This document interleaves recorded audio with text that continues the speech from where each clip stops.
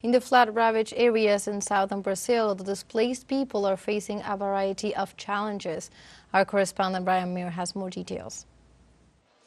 The floodwaters in Porto Alegre, a metropolitan area of 3.5 million people in southern Brazil, have gone down below the 4-meter mark.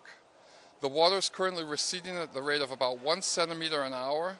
Even so, the civil defense says that they're not going to fully recede until June. And there are currently 280,000 people in the city who've been forced out of their homes.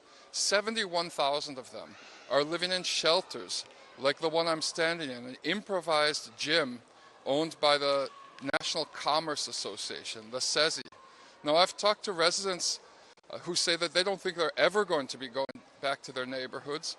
One man I spoke to is from a neighborhood called Beira Rio, behind the Grêmio football stadium. He said that it's already flooded 3 times in the last 6 months. Last September, the floodwaters rose up to waist level. Now the houses are still underwater, and to make things worse, his local store was located in that area, and he and several other residents I've spoken to are now saying they've lost everything. They have to think about where they want to live. They don't have houses anymore. They don't know what to do.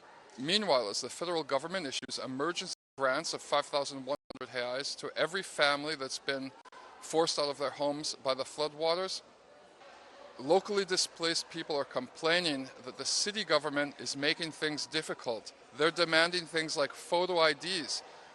In some neighborhoods, the floodwaters rose so fast, people didn't have time to gather their things. And there are thousands of people who don't have any kind of document whatsoever. This is slowing down efforts to get them the assistance that they need to start rebuilding their lives.